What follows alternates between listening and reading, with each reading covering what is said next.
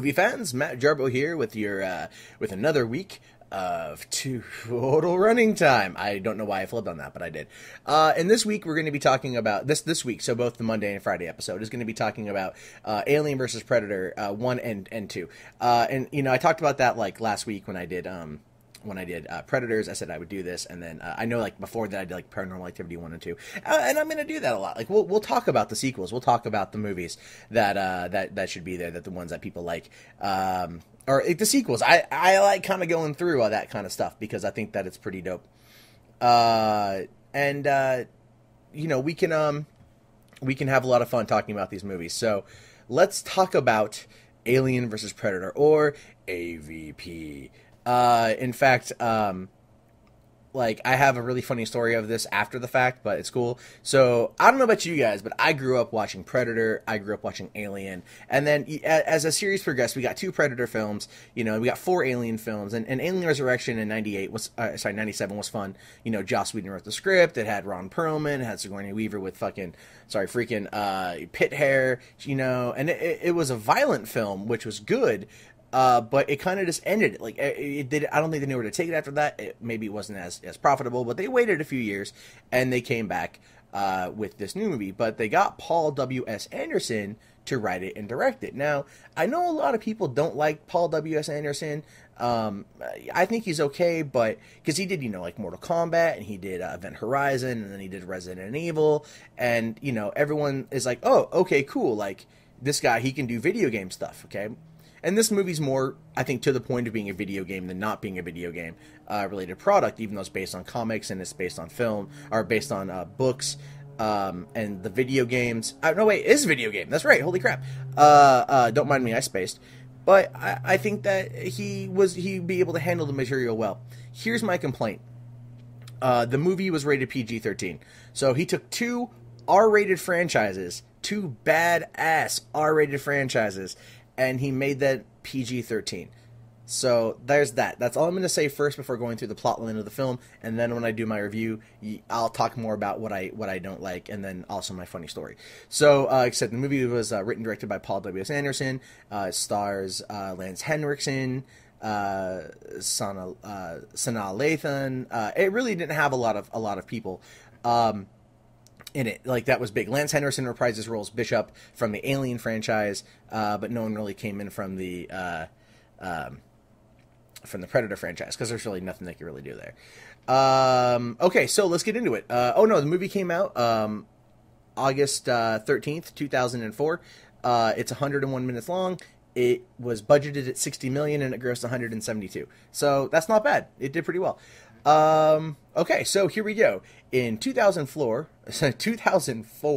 a satellite detects a mysterious heat bloom beneath Botevet, an island about 1,000 miles north of Antarctica. Wealthy industrious Charles Bishop, Wayland, assembles a team of scientists to investigate a heat source and claim it for his multinational communications company, Wayland Industries. The team includes archaeologists, linguist experts, drillers, mercenaries, and a guy named Alexa Woods. As a Predator ship reaches Earth's orbit, it blasts the shaft through the ice towards the heat bloom. When the humans arrive at the site above the heat source and abandoned whaling station, they find the shaft and it descends beneath the ice. They discover a mysterious pyramid and begin to explore it, finding evidence of a civilization predating written history in what appears to be a sacrificial chamber filled with human skeletons with ruptured rib cages. Meanwhile, 3 predators land and kill the humans on the surface, making their way down to the pyramid and arriving just as the team unwillingly powers the structure. An alien queen awakens from cryogenic stasis and begins to produce eggs, from which the facehuggers hatch and attach several humans trapped in the sacrificial chamber. Chestbursters emerge from the humans and grow quickly into adult aliens. Conflicts erupt between the predators, aliens, and humans, resulting in several deaths. Unbeknownst to each other, a predator is implanted with an alien embryo. Through the translation of the pyramid's hieroglyphs, the explorers learn that the predators have been visiting Earth for thousands of years. It was they who taught early human civilizations how to build pyramids and were worshipped as gods. Every 100 years, they would visit Earth to take part in a rite of passage in which several humans would sacrifice themselves as hosts for the aliens, creating the ultimate prey for the predators to hunt.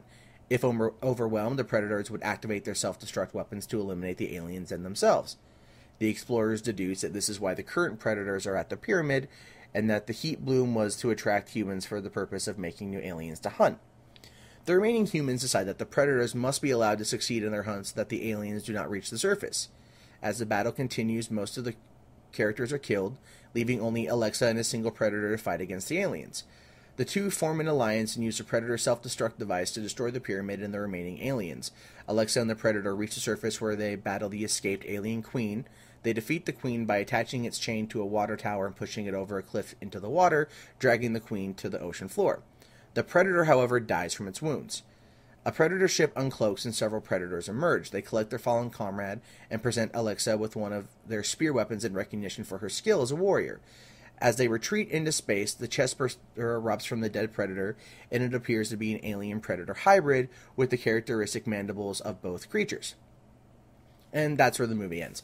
Just for the sake of this, I'm going to call the Predator-Alien hybrid the Pralien, which is what we've been calling it since 2004 amongst my group of friends.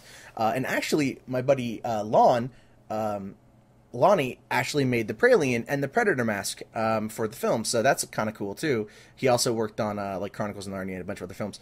But that's not the point. The point is though, like, I know the dude who made that, and that's awesome. So yeah, like Alien versus Predator, it's got kind of a convoluted plot, doesn't it? You think about it, it's like I think it was Paul trying to make this big craziness go down. In a closed environment, something we haven't seen before, but making it like the worshiping of the pyramids kind of, to me, reminds me of something Roland Emmerich would do and did do in 10,000 BC. But my complaint overall, above all else in the film, was the lack of violence, was the lack of blood. The fight scenes were back when they were doing all those fight scenes. That were just like really fast-paced action, but heavy cuts or fast edits. So it's like pew, pew, pew, pew, and it's like bam, bam, bam, bam, and you're like, I don't know what the hell's going on. My eyes can't adjust to see what's going on. I can't comprehend what the hell I'm seeing on the screen. This movie was terrible at that. Like, we would sit there. I worked at a drive-in at the time, and we would watch it and go, what the hell are we watching? Oh, it's so annoying. And they do this in all these other movies. I'm looking at you, Paul Greengrass, but not the point. Paul's in there editing styles. Ugh. Anyway, no, but that's the thing. I was like, the movie was fun to watch, but I felt that they took the PG-13 film and they made it to something that they didn't need to make. That they could have made it rated R, could have gotten the crowd inside. It would have maybe done a little less, but I think it would have had more of a home on DVD. And that's where we get the sequel, which is what I'll be talking about on Friday, the Alien vs. Predator Requiem. So I enjoyed it, but I was very kind of just like underwhelmed by it at the same time. I know that sounds so weird. There's an extended version that came out on DVD like right afterward. I actually haven't seen it. I probably should, like pull it out and watch it, find it and watch it. But yeah, so Alien vs. Predator, AVP, could have been better. It was fun, but I actually I enjoyed the sequel much more. And I'll talk about that too. So, yeah, just, if you guys seen it, talk about it, here, on our Facebook page or on our iTunes page and our, YouTube, that kind of stuff too. Like, let us know. Let us know what you think. We'd really appreciate it. And that's all the time we got for this week. We'll see you guys back on Friday with AVP2, the Requiem.